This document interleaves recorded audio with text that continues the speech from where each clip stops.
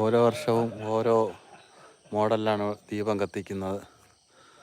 ഇത്തവണ വളരെ വ്യത്യസ്തമായ ഒരു രീതിയിലാണ് ഇവിടെ ദീപം കത്തിക്കുന്നത്. ഇത് നമ്മുടെ ക്ഷേത്രത്തിലെ തൃക്കാർത്തിക ദിവസത്തെ നാളെ ദീപം കത്തിക്കുന്നതിന് വേണ്ടിയുള്ള ഒരുക്കത്തിലാണ്.